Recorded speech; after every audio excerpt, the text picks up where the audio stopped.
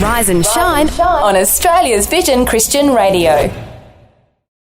Well, we've got Rob Porter with us. He's a pastor who's just travelled to a northern state of India called Mizoram, and he was training a number of Bible college students, and many of these students actually come from Myanmar, where the terrible earthquake struck last week. Pastor Rob, welcome to Rise and Shine.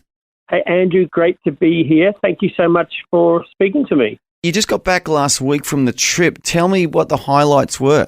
Oh, there's so many, but I went with my wife, which was wonderful because we don't often get to go together. That was a highlight for sure. But then also we got to minister at the Bible College. So their year runs from June to March.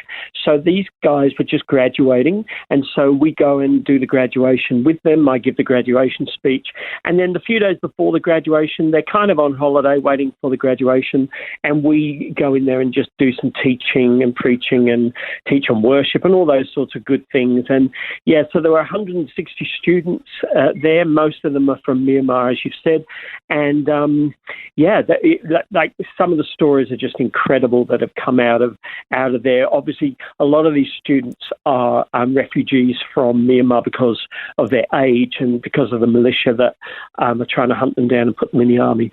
Yeah, so it's not a very friendly place for young Christians to live, Myanmar. So a lot of these people have actually already fled to come to the state of India you're in, so they can actually get away from the hardship, but also be trained up to become Christian leaders. Yeah, absolutely. And it is true. I learned something there, which I didn't quite realise. It's not just Christians. It's actually, although Christians are persecuted by Buddhists, it's actually the young people in general, because they just get picked up off the street and the girls get brutalised and the guys get beaten up and they get forced into the militia. So a lot of the young people have just fled over the hills into Mizoram, and they have a kind of a floating border because they're all Chin people, and the Chin people spread across Myanmar and Mizoram. But you're absolutely right. Yeah, they've come into Mizoram seeking help, and the Bible school opened up to them just at the end of COVID. But when the Indian government wouldn't let them open to Indian nationals, they wanted to help the Myanmar people. So the Bible college principal, Pastor Andrew, opened up the college to them to ostensibly to teach English, and 100 people, young people, took up that. Took up residency there in the Bible school, and they all became believers. And these guys, Andrew, are on fire. Like they go from 5 a.m. till 9 p.m, and they just love the Lord and are being trained up in all the good things. Yeah, that must encourage you. Although you're one of the teachers there and one of the pastors helping them, it must just encourage you being around young people who are so on fire for God. It really, really does, and they are so respectful. They've got a very respectful culture. I'm in my early 60s, and but they have a very different culture in many ways of total respect for elders, and but they also, what I found this trip especially, they're very hungry, and so it was so easy to preach. It was so easy to teach. It was so easy to love them because they just kind of suck it out of you, just like sponges soaking up the word, and they want to know everything. And it's not just a fascination with white people, going in there and doing their thing. They really are hungry for God. And so they just like I say, they just suck it out of you. They just can't help themselves. Yeah, and obviously there was big earthquakes in Myanmar last week. I think almost 4,000 people died. Have you heard any stories from the families of these Bible college students who experienced some sort of miraculous intervention there during that earthquake? Yeah, absolutely. So on the last day, when we were away, we were saying goodbye to everyone. We left the day afterwards, but all the graduates had to leave the college, and a lot of them were heading back to Myanmar. So it takes them 2 days. They go by motorbike and by cars. It's a very, very treacherous journey. The militia often have ambushes, and so they really need honestly, they need the wisdom of the Holy Spirit to know where to drive so they don't get picked up. There's a very dangerous situation. So we were really concerned about them going home. We said, text us when you get home, not realizing that not a few days later there'd be that massive earthquake. And we've only heard good news that none of them have been affected by it. I think they they'd been in the area, but none of them were hurt and none of their families hurt. But one particular testimony from a guy called Jack, one of the students who just graduated, his parents were in an area of a city, I think it was so I can't remember the name of the city, it doesn't really matter. But they were in that area and they got wind of the militia coming in. When the militia come in, you get out because they're basically burning the place to the ground. They're taking the young people and doing terrible things and killing people. So they got out and ran. And literally 2 days later, the earthquake hit that area that they left from. So these people were a lot of the people were saved from the earthquake because of that. Sometimes God just overrides what the enemy sought for evil, and he just overrides it and makes it for good. Yeah, it's like that scripture, isn't it? God causes all things to work together for good. I'm sure as they were fleeing, they were thinking, oh, this is horrible. We're leaving our homes. We're leaving everything behind. Absolutely. But, now they're out and the earthquake hit. So isn't it amazing how God is always working, even when we can't see it or feel it, just like the song says? Well, don't go anywhere, Rob. I want to hear more, especially about that state in northern India, which is a predominantly Christian state. Well, we are still with Pastor Rob Porter. He's just returned from a trip to northern India to a state called Mizoram. And many of us don't realise, do they, Rob, that there's actually a state in India which is a predominantly Christian state? Yes, Andrew, thanks. Yeah, there absolutely is, northeast India.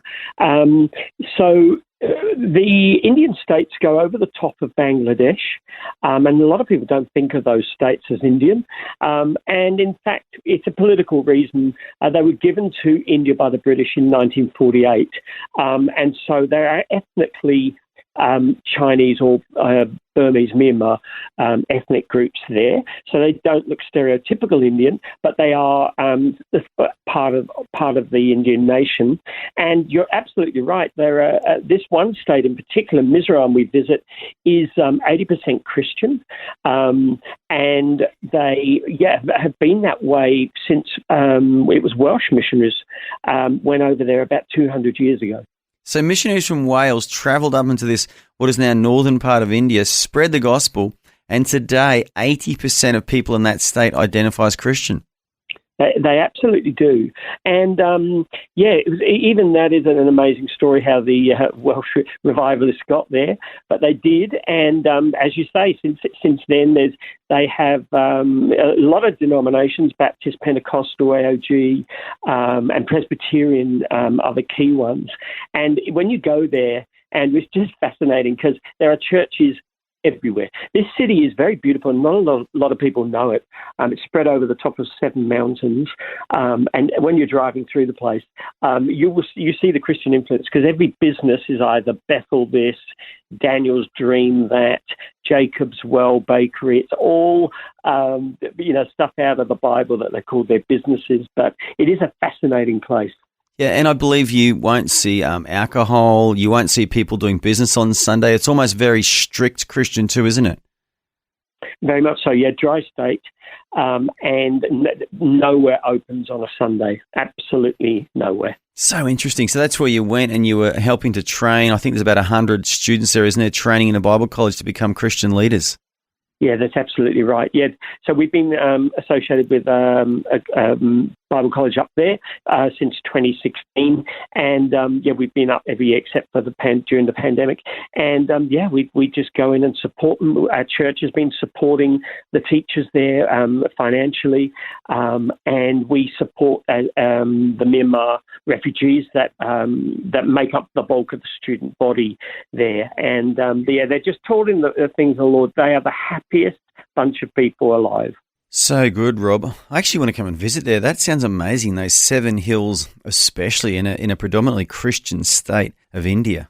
Now, if people want to find you, Rob, do you have a way people can track you down if they want to support? Because I know you plan on going back to this part of northern India every year. Have you got a website or a Facebook page or something?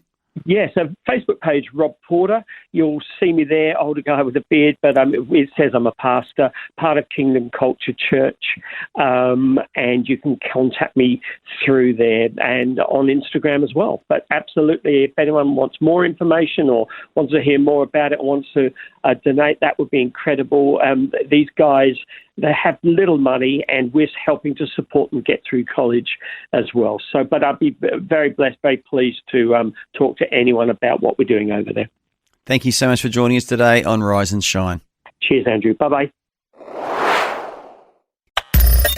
Thanks for taking time to listen to this audio on demand from Vision Christian Media. To find out more about us, go to vision.org.au.